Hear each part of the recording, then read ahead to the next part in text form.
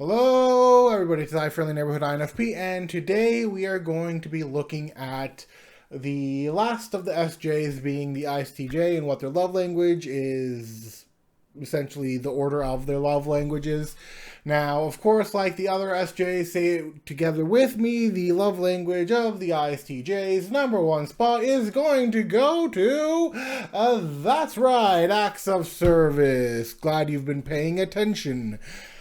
So yes, like other ISTJs or SJs in general, it's a lot based on acts of service. They do stuff. They like doing stuff for other people, and depending on where they stand, they'll either like doing it behind the scenes, or they'll like doing it and getting accolades for doing it and getting appreciated for all the services that they do. That could sound wrong, but continuing on. So with the ISTJ, it is once again going to come in to the things that they might do around the house, or the things that they might make for you, or the job that they work for you, or not for you, but like the jobs that they are working, they might see that as an act of service in order to support you. And then like maybe begrudgingly going to go grocery shopping for you, or maybe doing something else that you need to get done, some kind of chores, a lot of chores. SJs like doing chores, and it's scary. But also, can I have one? SJ, that is, not the chores. So yeah, they enjoy doing like what they see, what most people see as chores, or if they don't enjoy doing it, they do it as an act of love for the people around them.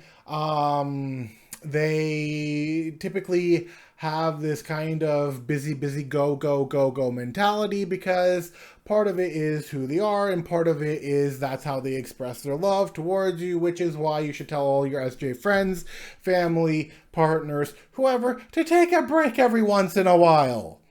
Moving on.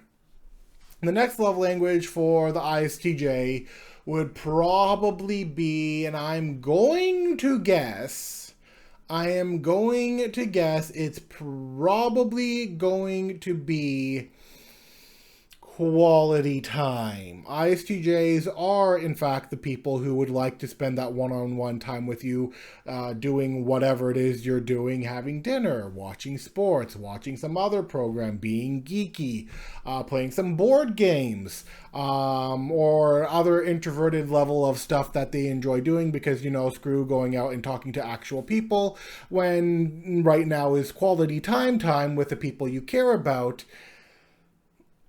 I'm going to ignore what I just said about the time. And so they like spending the time with the people that they care about, listening to them, like just being with them, doing stuff together with them, being around them, although it's not always, because introverts, complicated. So yeah, I would say quality time would be next. I kind of see with like ISTJs and ISFJs in particular, those two in particular, being the ones where you could cuddle up together on a couch and like maybe watch a movie together with, and like in the case of the ISTJ, because that's what we're talking about, maybe hear some fun, biting, sarcastic comments here and there about people being stupid or whatever. So yeah, quality time would be next. Then after that, it gets a little bit tricky, because we've got words of affirmation, we've got gifts, and we've got physical touch. Now, as ISTJs are the more introverted types of the ones, physical touch isn't going to be high on the list. In fact, I would probably put it last, but I'll get to that. So that leaves me with gifts and words of affirmation. So, for the ISTJ, how would I put this? Are they a very gift-giving type of people, or are they more likely to try and give you words of affirmation, to try and help you, to try and encourage you? Knowing what I know about ISTJs, I think and I could be wrong if you have an ISTJ friend or if you have an ISTJ partner. I think in this case, words of affirmation might actually be in the third spot for acts of for love languages. Simply because if you're struggling with something, the ISTJ will help you with it, but they're also going to encourage you to keep on, like to push through it, to keep going, to essentially help you out through that situation and giving you encouraging comments. But it doesn't always happen. Like like I said, this is where it gets difficult. I think like with the ISTJs that I've known, it's been more of the words of affirmation of, oh yeah, you did good, or like, yeah, good job, or like, yeah, if you keep doing this, you're doing wonderful, or whatever.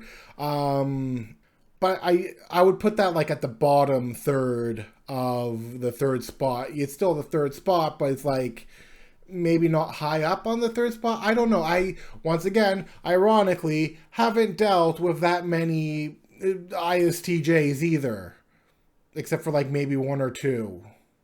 Regardless, I'm just going to put words of affirmation third. You can let me know how that usually goes out on a relationship down in the comments below. Next up, just based on the whole thing of 50-50s between gifts and physical touch, I would say gifts would be the fourth slot, and this is, of course, receiving and giving gifts. And I feel like an ISTJ would much rather give gifts and receive gifts than do the whole physical touchy thing and touch a person on the shoulder, hug a person, kiss a person on the cheeks, and maybe like put an arm around the person. I do not see ISTJs that way. That is why I'm going to have to put gifts on the fourth slot. They'd much rather be out there giving those gifts or receiving the gifts than, you know, being all touchy-touchy. Which, of course, brings us to the physical touch area. And once again, ISTJs probably not that big on the physical touch. It's probably the last love language from what I can predict and know. Like I said, they're not very touchy-touchy. They are much more comfortable doing the other four things than they are doing the physical touch thing. They may even have one of the more adverse reactions to physical touch. Although it might change if, like, depending on if it's a guy or a girl. Like, a girl might be more open to it, but she also might be very annoyed by it at the same time and might give some irritable comments about it. So yeah, I do not see them as super overly touchy people. Maybe if they're like in a super intimate relationship, they'll be super touchy. But like typically with friends, family, and people in general, I don't see them as being the overly huggy, overly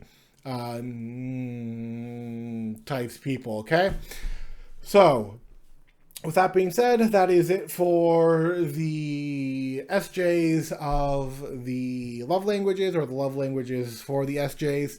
Next up, we're going to be doing the love languages of the SPs, and then we're going to move on to the intuitives after all the sensors are gone and done with the love languages.